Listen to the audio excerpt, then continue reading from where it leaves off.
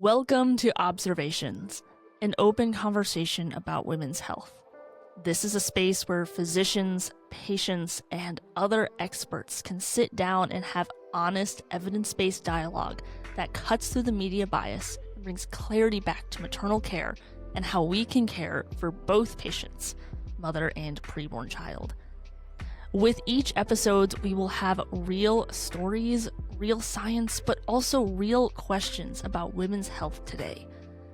From clinical insights to lived experiences, to aligned perspectives, and yes, also respectful disagreements. This is our goal, to bridge the gap between physician and patient, to empower informed decision-making, and bring back and elevate compassionate, fact-driven care. Now, a quick note before we dive in. Not every guest on the podcast is going to represent the views or positions of Applog, but we believe that having open and honest conversations are going to make us better. So, grab your coffee, settle in, and let's get into today's observation. Well, thank you again for joining us this week for this episode of Observations. I'm Dr. Christina Francis, CEO at Applog, the American Association of Pro-Life OBGYNs, and I am so happy to be your host for this week's episode. Today's guest I'm so excited to have on is a true innovator at the intersection of clinical quality, digital health, and community care. Teresa Rincon is a leader in developing groundbreaking approaches that integrate social determinants of health, clinical outcomes, financial insights, and service utilization data, all to support comprehensive community and health system needs assessments. She is currently serving as the Vice President of Clinical Services at PreBorn, a nonprofit faith-based organization dedicated to supporting free and charitable clinics in saving babies and saving souls. And PreBorn was also recently a sponsor, a wonderful sponsor of our national conference, and Teresa attended that. So we'll talk a little bit about that today as well.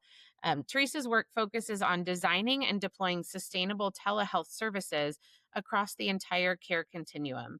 She brings deep expertise in virtual and digital healthcare operations spanning ambulatory and specialty care, critical and acute care, chronic disease management, emergency services, stroke and general neurology, epilepsy, and pediatric specialties, as well as many others.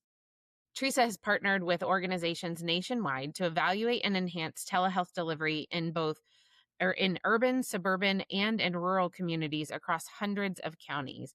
And she also regularly advises on health information systems, vendor platforms, devices, and digital tools, assessing them through the lens of design, usability, and user experience. And the really exciting thing that we're going to get into today is how Teresa is helping PreBorn in particular bring all of this knowledge and utilization of this technology to the pregnancy center space, which is really, really exciting. So please welcome to the show today, Teresa Rincon. Teresa, thank you so much for being here. Thank you, Christina, for having me, and Applog for the great work that you're doing.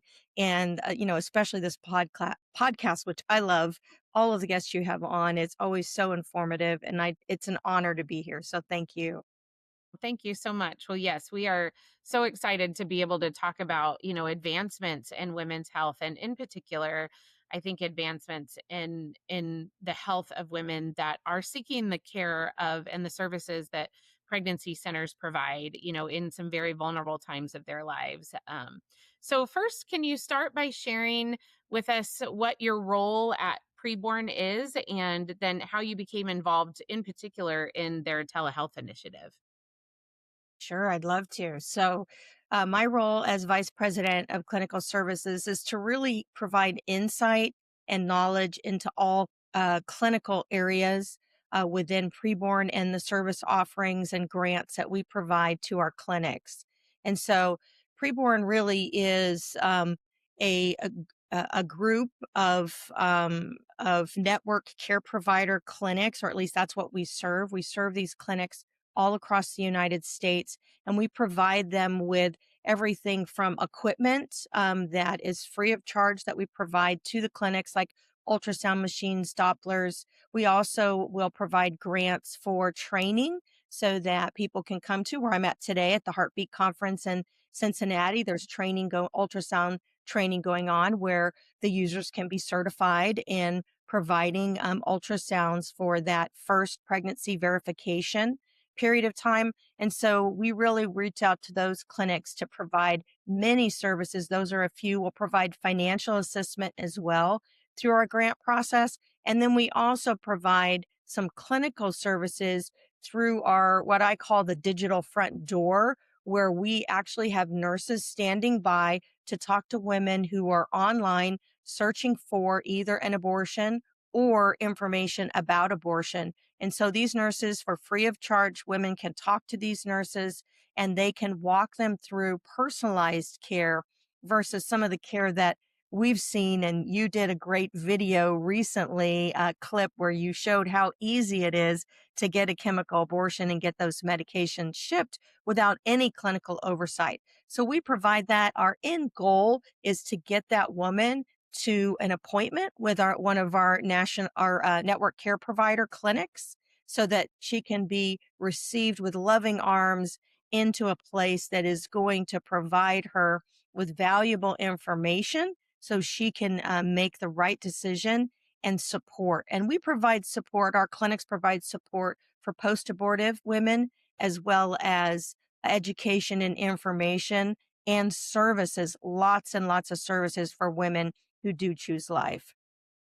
Absolutely. How so important. I think two things that stood out. One is that, preborn is doing such a good job of connecting all of these centers to services that maybe they wouldn't be able to access on their own, or be able to do on their own with the resources that they have. And so you all are really equipping the centers that are doing the frontline work of, being there for the women and seeing them in their time of need. And as you said, continuing to follow them then, whether they choose abortion and then have the fallout from that and need counseling and support after abortion, or whether they choose life. And then of course these centers are just completely blasting apart the myth that those of us in the pro-life movement only care about women, continuing their pregnancies, and we don't care anything about them or their children after their children are born. And we know that so many pregnancy centers actually are continuing to walk with women and with families after their children are born as well. So what a neat, I don't know that there are many organizations out there, Teresa, that are doing what PreBorn is doing and really equipping the centers. So you're not running the pregnancy centers, but you're helping equip the centers to be able to do what they do best. Absolutely. And we also provide training. So we provide training on multiple different levels, but one of the main focuses of training is our evangelism training. So all of our clinic partners will take part in our evangelism training. So Dan Steiner and Val Steiner were the founders of Preborn, and we're getting ready to celebrate our 20-year anniversary, and they really felt led by God to start this ministry. And we really feel like what we do is a ministry. That's what we're focused on, is really glorifying Jesus Christ through saving souls and saving lives. And we know that in order to minister to these women, we need to meet them where they are. And that first step of meeting them where they are is to figure out what's going on in their lives. What are the barriers that they are seeing to be able to visualize or imagine themselves as moms?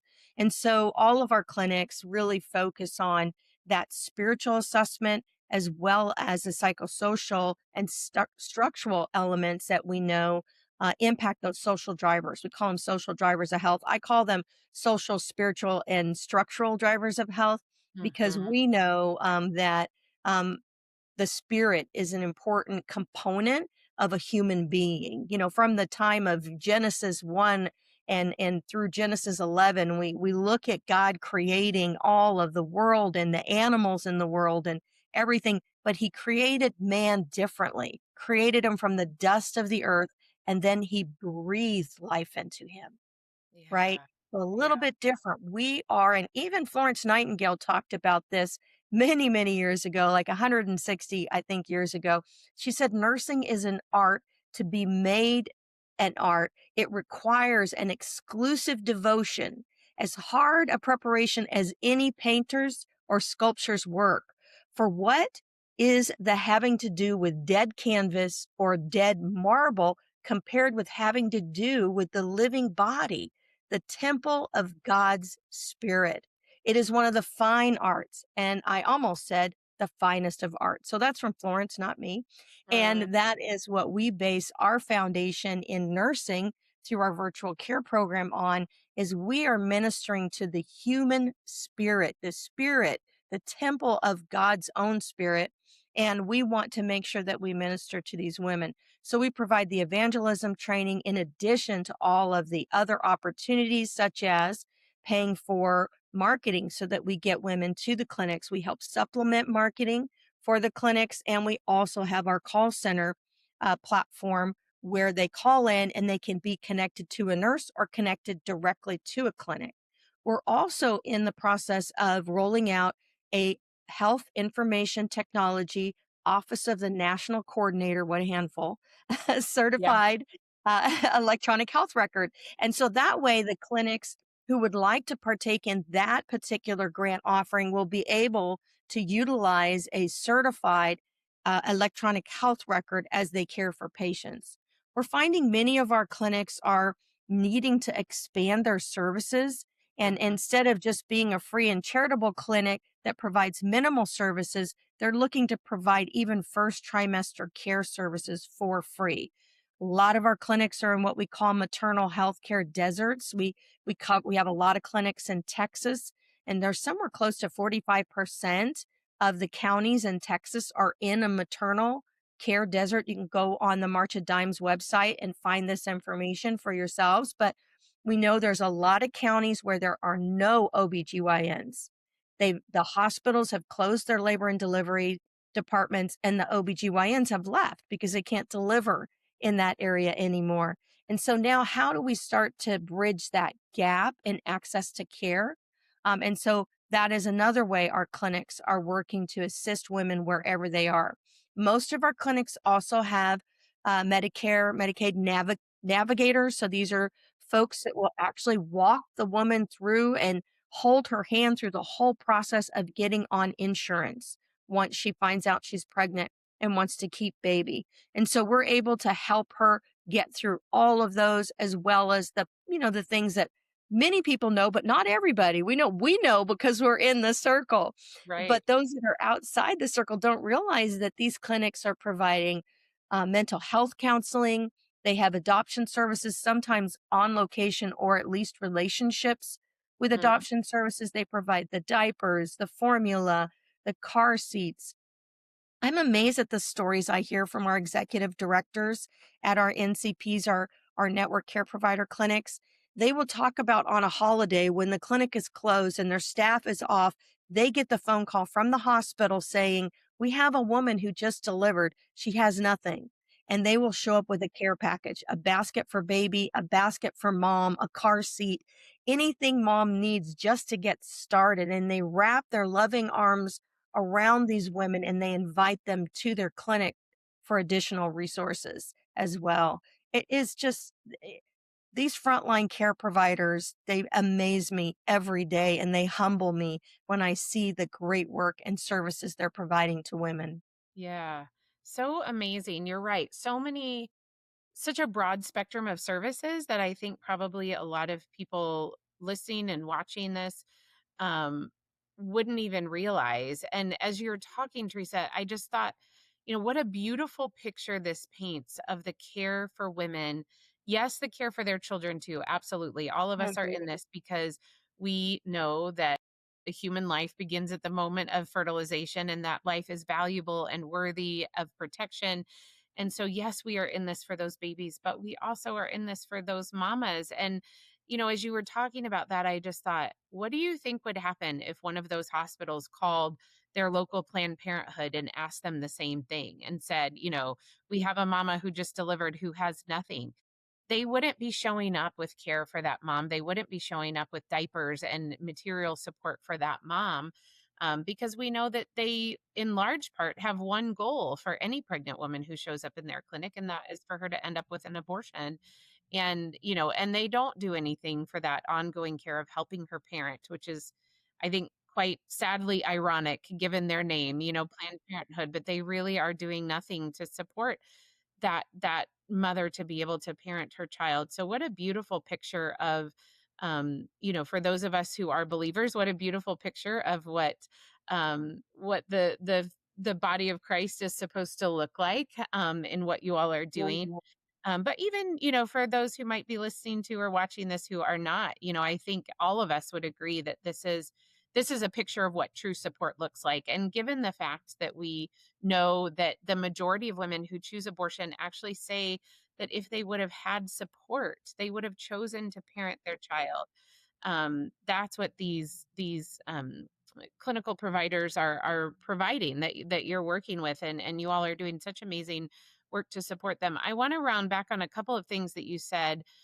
One, the fact that you all are working on putting together this certified electronic health record, I think is so crucial. I'm sure that the pregnancy centers that you all work with and the pregnancy clinics that you work with are grateful for that, for that amount of infrastructure to be able to brought. We all know EMRs are expensive and they're very difficult for people to get, especially EMRs that will work well and serve the purpose that they're supposed to serve. But also as a physician listening to you talk about that, and one who oftentimes when I was in office practice would have women come to me who had some care, whether it be just an ultrasound or even some initial care with lab work and things like that done at local pregnancy centers. Sometimes it was hard to see exactly what had happened because of just, pregnancy centers were working with the resources that they had. They're providing excellent care, but to be able to have that portable record that could come with the patient then when she moves on to then being seen by a physician or a midwife, would be so crucial in ensuring care that her ongoing care, that it is good, and that, you know, we don't miss anything that might have been detected early in the pregnancy when she was at the pregnancy clinic. But also the provision of care early in pregnancy and connecting her with insurance, what an impact that will have on maternal health outcomes in this country. We know that one of the biggest impacts on maternal morbidity and mortality is late prenatal care, where women aren't getting the care that they need because so many of them live in maternity care deserts, as you mentioned. So can you talk about a little bit more about those aspects, and maybe why those are the areas that PreBorn decided to focus on, and if there's any impact that you're already seeing of that? Yes, for sure. So you are spot on. We need to have better care coordination and communication of information. And we see this as a problem throughout healthcare. So it's Mhm. not just something that's associated with this form of healthcare that we're talking about today that the clinics are providing. But what we know are that many of our clinics are starting down the path already ahead of us. We're working closely with them and trying to assist them as much as possible. But that's why we're building this EHR as part of that. But I have one clinic that I'm thinking of right now who provides that first pregnancy verification screening, and then, when applicable, the ultrasound to determine how far along mom is. And they work hand in hand with an OBGYN group that is about, depending on, they have several groups that are 1 to 2 hours drive from the woman. And this is in rural Texas. And so the woman can be seen and sometimes is referred by the OBGYNs back to this clinic because they Yeah. see where she lives. And based on location, they say, why don't you go here first and get your medical grade pregnancy test and your ultrasound?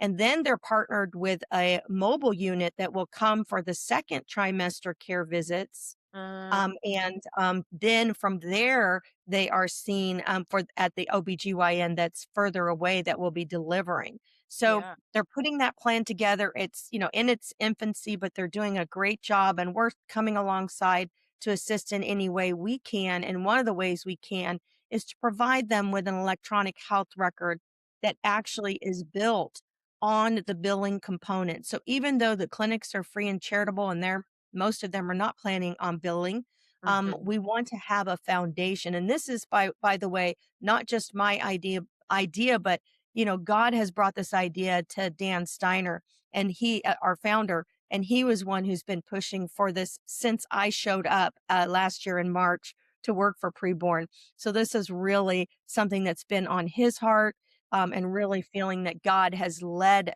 him to want to see this instituted through PreBorn for our network care providers. But building on a HIT certified platform allows us to build upon the billing structure or the administrative data that Sure. most of us also, if we've been in healthcare for any period of time, we know that's the billing framework. And it's also the analytical framework for reporting outcomes. And so it's important for multiple reasons that we build on this type of framework using standardized languages like ICD-10, Mm. CPT code languages, and SNOMED CT, which is more expansive than both of those that I referred to. And so we want to make sure that everything we build in such a way that one, when we send through the health information exchange, the information, we can send discrete data elements to the next level of care that they can consume into their electronic health record. And then we can appropriately risk adjust these patients, because Hmm. most of the patients we're talking about are in those vulnerable groups that Right. put them at higher risk for poor outcomes. We know the same social drivers of health that lead to poor mom and baby outcomes are the same social drivers of health that lead women to choose abortion. And so we want to make sure that we collect the appropriate data.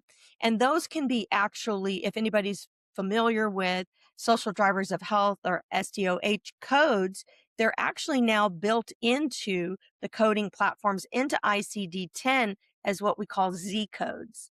And those Z codes now can be collected by nurses, social workers. They don't require the documentation of a ordering provider or someone on the medicine side. So we can do those screenings as nurses, and we can collect the data that will allow the risk adjustment of that patient. And then we can also document how we fill those gaps, right? So now we're able to provide good communication to the next level of care about, here's what the woman was facing when she showed up on our doorstep, and Hmm. here are the things we have filled the gap for or in process for filling the gap. And I want to also make sure I say that preborn and the network care provider clinics that we serve, they provide support up to 3 years after the baby. So we are there for the long term. We are not just there for the short term. Here's some formula diapers in a car seat. We Hmm. actually our clinics come alongside these women and work with them to build a community around them if they don't have one, help them with housing, and help support them throughout. Many of our clinics have lactation specialists on hand as well, and work, as I mentioned before, with mental care providers and counselors. Some are on site, some they work with that do work for them virtually. But we try to hit every gamut of need that that woman might have, in addition to those spiritual needs that we talked about. Yeah. So amazing. I think the level of care that this is becoming now, and for women that are, as you said, oftentimes in very vulnerable situations, is just so exciting to me that this is more than, building on the decades of volunteers who built these pregnancy centers from the ground up and, started oftentimes as a place where women could come to get diapers and formula or clothes for their kids or, something like that, which is so important. But now building that into, full scale healthcare facilities not providing all services, obviously, but, being able to provide focused medical services for women, but also coming alongside of them to meet their social needs as well, which we know is the primary driver for abortions in this country, are social issues and social concerns. So that's so exciting. And I also am thinking, as a physician who oftentimes, would have a patient in my office who was early in her pregnancy, maybe contemplating abortion, but in a very tough situation and just needing a lot of support. And as a physician, feeling very helpless many times of, she has so many needs, and like, I can address her medical needs, I can take care of her medical needs, but knowing that that wasn't nearly enough, that not even just from a is she going to choose life standpoint, but just from a overall health standpoint of helping her get in a better place.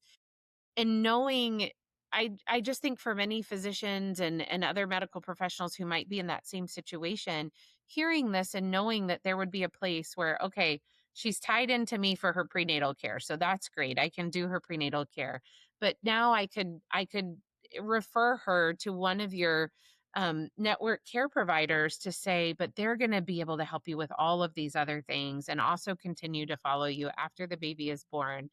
um, what a relief that sounds like to me, honestly, of knowing that there are places out there like that. Are you guys, how many states are you in with the clinics that you're working with at this point? Well, from the grant standpoint, we're in probably almost every state, Okay. any clinic in the United States. We are thinking, we have not, crossed the bridge for going global and international yet, but we do have almost every state in the United States covered as far as them being a part of our network for getting some of the grants that we provide, like the ultrasound machines and Mhm. all of the trainings that we talked about.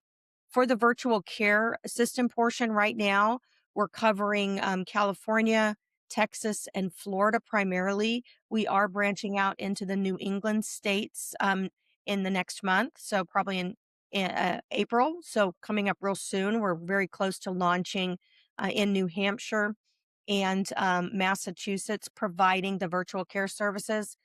We do sometimes do a hybrid method for those states that aren't compact states, like California, who may never become a compact licensed state for nursing. And then in Massachusetts, they are on the road to becoming one of the RN licensed compact states, but not there yet.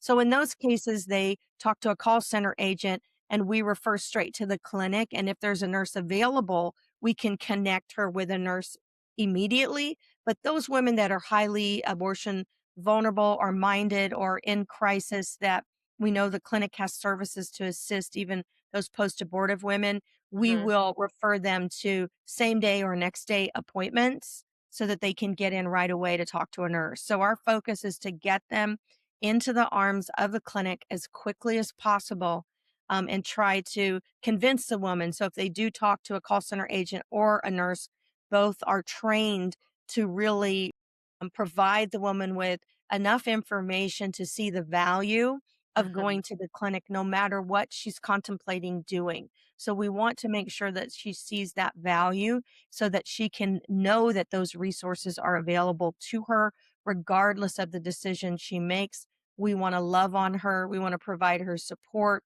and obviously we want to meet her spiritual needs if that's something that she would like or is willing to explore. Sure. Amazing. If I know we, at Applog, we have a lot of pregnancy center member or there as organizational members.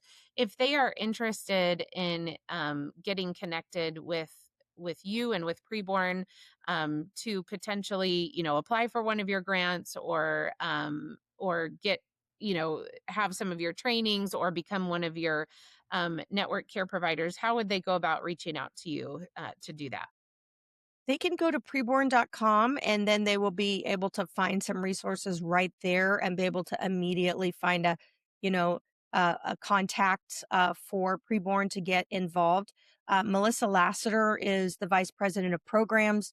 She is, like my right arm, and she's my right brain too, because she's so much more right brain than me, and I'm her left brain. So we are There like you together, we're perfect, right? The there perfect you go. union. And So she manages all those clinics that are incoming through the door. She's a former executive director, so she's been in their shoes. She knows what it's like to work in these clinics, and she helps get them with her team onboarded to become one of our network care provider clinics.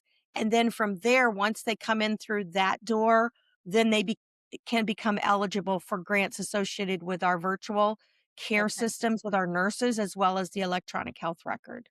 Amazing. Amazing. Well, I certainly hope that a lot of our pregnancy centers will take advantage of the amazing services that you all are providing for them and support that you're providing for them. It's such important work. I want to pivot a little bit into still has to do with the work that you're doing right now at Preborn, but pivot a little bit into just your sort of general expertise and past experience, even before you joined Preborn in telehealth and utilizing that in healthcare. You've even written textbook chapters on this, so you come with a great amount of experience. And I would like to start out by maybe this is too broad of a question, but could you define for us what does telehealth or telemedicine mean? Because I think people in this virtual world that we live in, that those terms are thrown around a lot. And I think maybe in the general public's mind, they may think of one thing but there are technical definitions for this of what qualifies as telehealth or telemedicine. So can you just kind of give us a general definition of what those things mean? Sure. Telehealth is a broad term. It covers almost any service that can be provided, healthcare service provided over telecommunication and electronic means. So, if, for example, in 1905, we see some of the first descriptions of telephone orders. Interesting. That's basically telehealth because it was using a telecommunication tool. You were remote from the patient if you were the provider, and then whoever you were talking to, whether it was the patient in the family, for example, and actually even before that, 1879, I should have said, at 1905 was one of the first times that we saw on a hospital case study, the case was made for why we should never allow telephone orders for medication prescribing. And we know that went along for a long time. It was actually in 1878 or 79, I believe, that there was a physician on the phone with a woman with her baby, and her baby was coughing, and the physician diagnosed croup. Oh, So that's an fascinating. example of telemedicine. And so telemedicine is when medicine is the services of medicine are executed across telecommunication. And so many called long ago, we called it telenursing when nurses were doing it. Then now it's gone to a new term called virtual nursing. All of these fall under that umbrella of telehealth. Some will say that there is a broader umbrella for that called digital health. And so that's anything that we see that's being done. But in general, digital health, telehealth are very broad terms. And then as we get down the line, we start talking about more defined things like some may have heard of remote patient monitoring. So, in the instance of someone with chronic health conditions like heart failure or hypertension or diabetes, and then in the maternal space, women are even being sent home who are high risk pregnancies, but being monitored at home with the same types of devices that would have previously they'd been monitored in the hospital. So Absolutely. again, these are remote patient monitoring, and usually there is a nurse on the other end or can be a physician provider. I've set up or worked with groups doing remote patient monitoring of neonates who have, they've been in the NICU and they're ready to go home, but they still have some underlying respiratory issues. And so Mm-hmm. they want to be able to monitor their pulse oximetry from afar, and they'll monitor them just to make sure they're doing okay. And many times that's a nurse practitioner or even a neonatologist that might be providing that service. And so Sure. those are different forms of remote patient monitoring. Lots of other terms I could go into if that's of interest. Okay, perfect. Well, no, I mean, I think that's really helpful because I think oftentimes even within medicine, and I'm sure I've been guilty of this too, you hear telehealth and telemedicine sort of used interchangeably when they're actually different things. But it sounds like through all of these things, whether it be the remote patient monitoring or whether it be, you meet with a physician or a nurse practitioner or a PA or somebody like that, over a virtual platform like Zoom, and you tell them about your symptoms or your baby coughs and they diagnose croup, based on what the cough sounds like, that sort of thing. But the common thread there is that there is some kind of appropriately qualified medical professional who is facilitating that interaction, doing the prescribing, monitoring if it's remote patient monitoring, there's some kind of qualified medical professional who is qualified for that thing in particular, who is supervising that and monitoring that. Would that be a correct assessment of just in general, even though there's obviously a variety of ways that can play out? Absolutely. There's fundamental basic requirements for telehealth for almost everything. We'll talk about the things that are not in this box, but generally, you must be licensed in the state that you're providing services, number one. There are a few states that will allow cross state.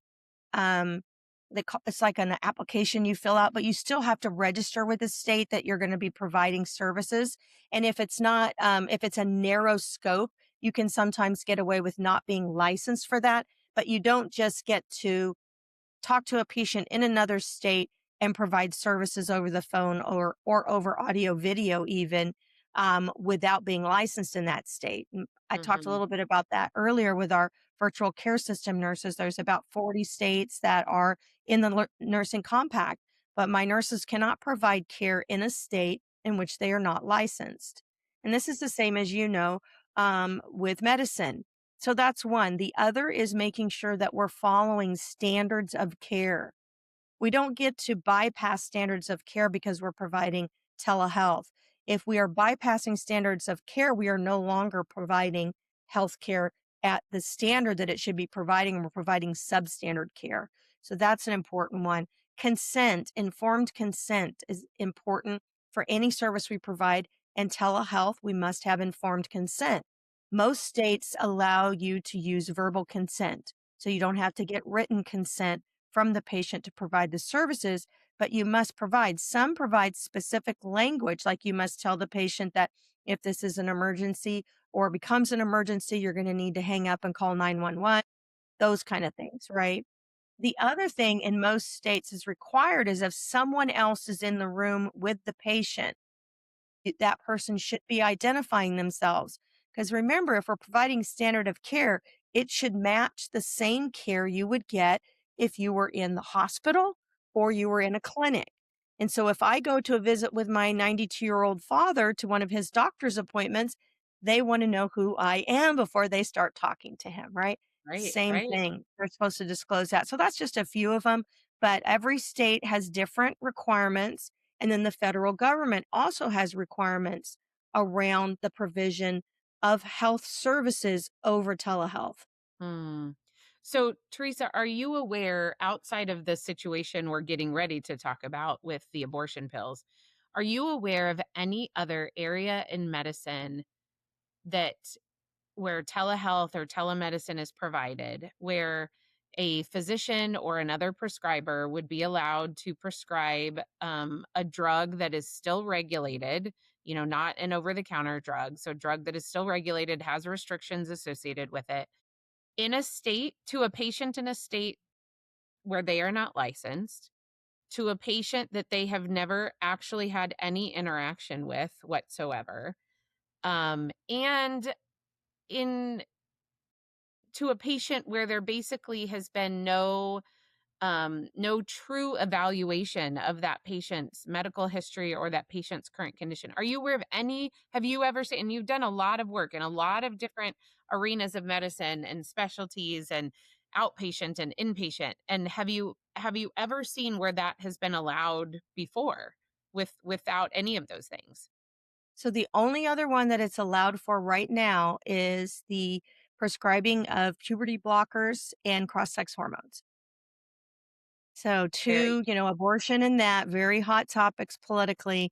Those are the only two, and those are protected under shield state laws. So there's about 20 states in the United States that provide shielding for the prescribing for chemical abortion, and they Mm, allow for those visits. I don't even want to call them telehealth because I don't. Many of them are there. You don't even talk to a right, actual person, so right, it's right. hard to say this is telehealth because appropriate standard evaluations are not being done on these patients. And so that those are the two that we see. There are no others. There have been a lot of uh, permanent changes just recently, like literally just in the last month.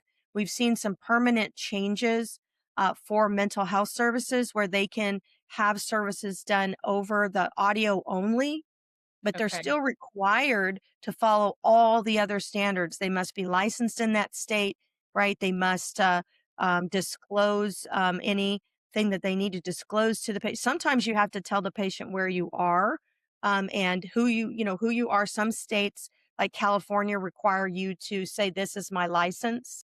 My mm, practice license when you introduce yourself. And so really depends on the state, but all of them have specific requirements. In fact, California and Massachusetts, who are sanctuary states for both abortion as well as providing cross sex hormones and puberty blockers, you cannot practice in those states without a license in those states, but they protect providers to prescribe across state lines in other states. it's so it's so maddening because it is facilitating medical malfeasance and malpractice, I mean, in the expose video that you referenced that we did, where I got onto Aid Access's website and put essentially every contraindication possible to taking mifepristone in there, including being a 13-year-old and no screening for abuse at all. um those drugs were sent to me from Los Angeles, California. No prescriber information attached to it whatsoever. And of course, those of us in medicine are very aware of not only the responsibility we have to take good care of patients, but the possibility always of liability if we cause harm to patients. And yet these um unseen providers, I mean, I have no way of knowing if those drugs actually came from a person who has the ability to prescribe drugs. I mean, there's no information there. And so this in no way, the way these drugs are being dispensed, as you've laid out the case for telehealth or telemedicine, even I know there are some situations where asynchronous telehealth or telemedicine is done where the physician or the prescriber might review patient information, but certainly that happens before then a prescription is sent out for that patient. They do a thorough review to ensure that that patient in fact qualifies. And we know for a fact that didn't happen when I ordered those pills because within a minute and a half of submitting my request, I got the information to submit my payment so that I could get the drugs. So that obviously was an automatically generated email that was not reviewed by anyone, much less somebody with medical experience. And so you and I were talking before we started this recording that I feel really strongly that we need to stop referring to drug induced abortions that are being done through the mail as telehealth or telemedicine abortions. Because as you've laid out, regardless of somebody's position on abortion, they simply don't meet the definition of telehealth or telemedicine in any way, shape, or form. This is actively endangering women and children's lives. It's wreaking havoc, as we know. I'm sure so many of your centers are seeing the mental health fallout in women after drug induced abortions when they deliver their babies at home or in their dorm rooms or and they're not prepared for that. They're not prepared for what they're going to see and what they're going to experience. And the people that are inflicting this are being protected by states like California and New York that have these shield laws. So I'm so thankful for Teresa for your expertise, particularly on this issue, because it is on the forefront of the abortion fight right now, with the way these drugs are being dispensed, but also on the forefront of how we can combat that, which is, as you said, to be there for women where they're at the time that they need us. That's the other thing that I love about, because your nurse line is 24/7, you said, right? No, our nurse line, sorry, is not. We Okay. are only, yeah, we're open from 8 a.m. to 6 p.m. Central right now, but we're in process of, as we hire more nurses, expanding to more hours, and hopefully at some point we'll be able to cover 24/7. But women can send in a message, a chat message or text message after hours, and as soon as our staff comes on, they will immediately respond back to that person. But I would love to get to being able to staff 24/7 in the future. So that is definitely a goal. But I do want to touch on something really important about I won't even call it prescribing, because prescribing of a medication suggests that there's a prescriber, right? Sure. Right. And Right. in this method where you can go online and just fill out a form and someone ships you drugs that you normally would require a prescription to get, is considered substandard care. The Royal Pharmaceutical Society in Great Britain has multiple recent statements out on this, Mm, and guidelines saying that this is considered substandard care for any type of medication, because we're starting to see it grow. These drug mills are basically creating avenues for people to go online and fill out a brief questionnaire and be shipped medications without proper oversight. Most states in the United States, this is also considered a substandard practice and it's not allowed. So if people are doing it, they're doing it illegally. And yeah. so we know that this is substandard care. Every healthcare provider, there's very few, unless they are probably the person who's making the money off of the situation, will tell you that this is an unsafe practice. And so I find it just fascinating that we will be willing to allow unsafe practices for women, and under the same breath, the folks that are saying that they are pro choice or we're protecting reproductive care rights say we must have legalized abortion for elective abortion because it's unsafe not to, but then they promote unsafe practices. And so as you're aware, and most of the audience is probably aware, up to 70% now of all abortions are chemical abortions. I was at the Society of Critical Care Medicine conference Mhm. this week in Chicago. And in one of the sessions, they were talking about critical illness post Roe versus Wade in the obstetric space. And so I went to that one. Said, I've got to go to this one, right? And so I'm at this talk, and one of the presenters, and they did, I will say, they did a good job of providing a balanced presentation, which I was very happy to see. Yeah. Not perfect, but balanced, I believe. Sure.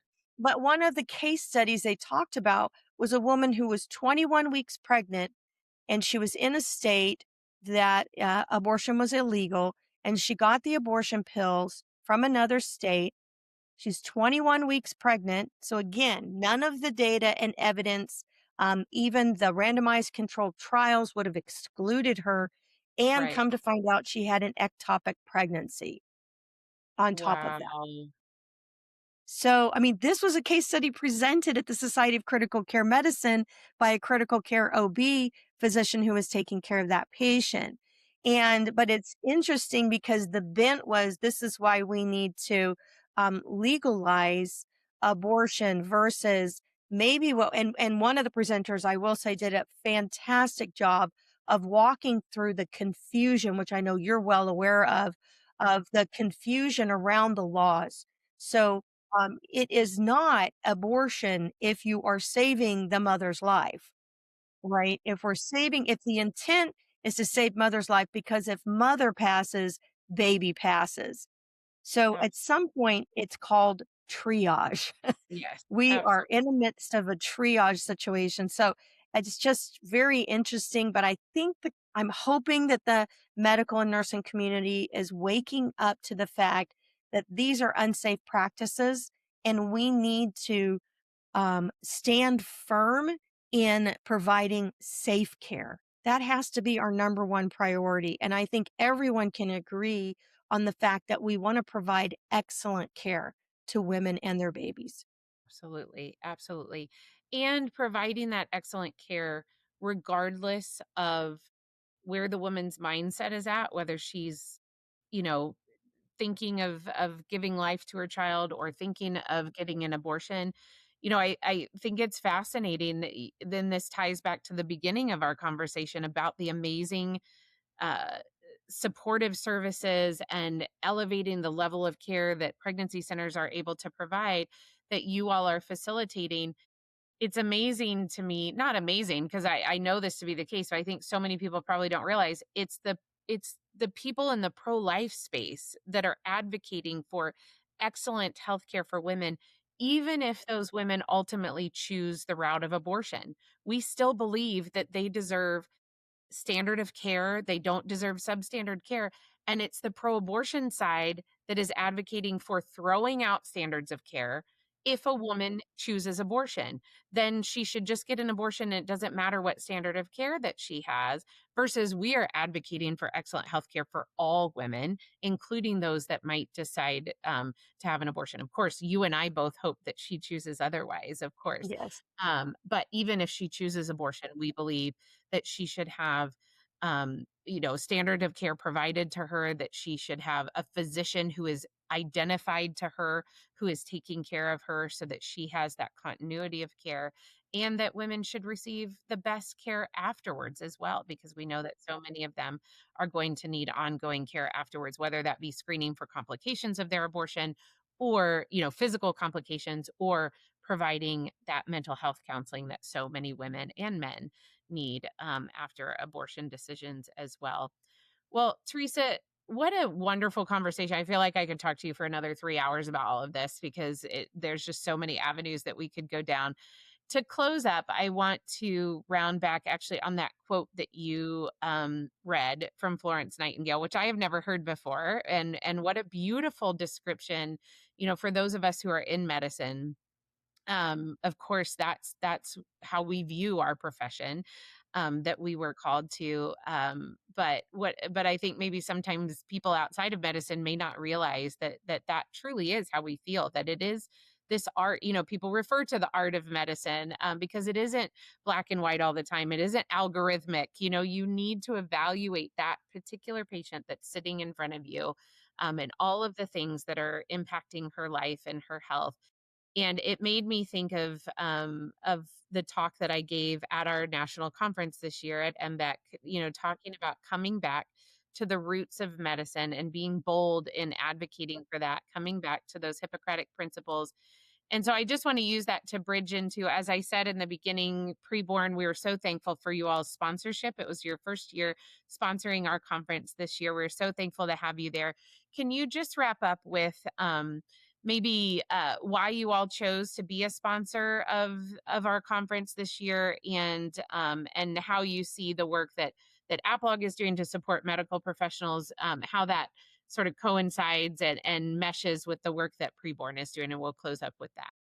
Absolutely. So, Kaylee Digby, who is a nurse practitioner by background and training, is our nurse manager for our virtual care systems.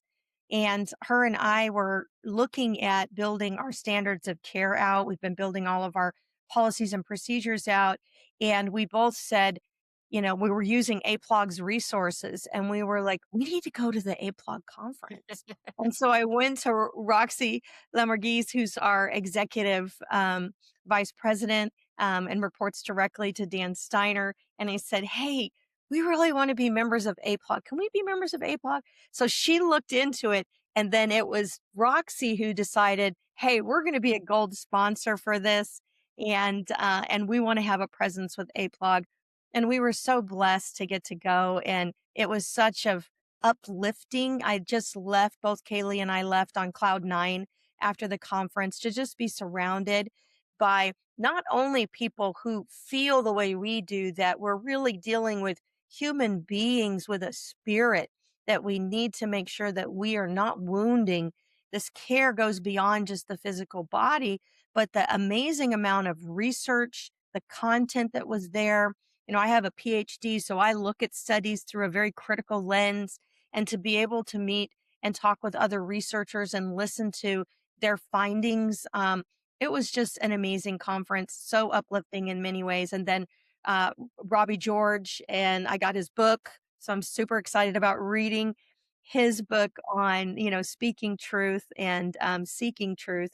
And so I can't say enough about how wonderful the conference was, and others should go. And we were just honored to be able to be a sponsor.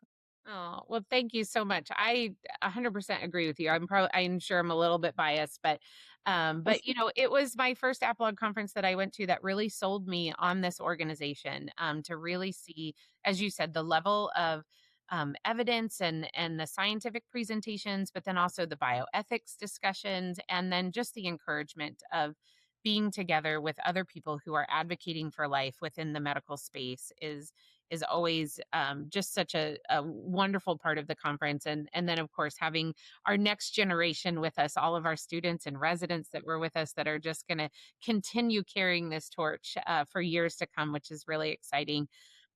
So mark your calendars right now, because I want everyone who's listening to or watching this to join us at next year's conference, which will be the last weekend in February 2027 in St. Louis, Missouri. So we definitely want people to join us. So keep an eye out over the summer. The end of summer registration should open up for that. And Teresa, we certainly hope PreBorn will be back with us again next year and at the conference. But thank you so much for joining us on Observations. I would love to have you back on another episode sometime, talking about some other issues with women's health and what you are doing at PreBorn and what PreBorn is doing with your network clinic. So thank you so much for joining us for this week's episode.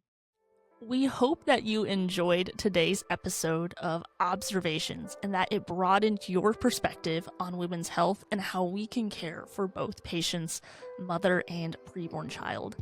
If you like this episode, make sure to give us a 5-star review where you can find your podcasts. Make sure that you like this on YouTube and subscribe to our channel for more episodes coming up.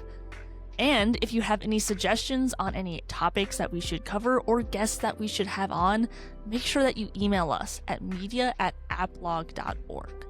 Again, thank you for joining us for today's observation, and we'll see you in our next episode.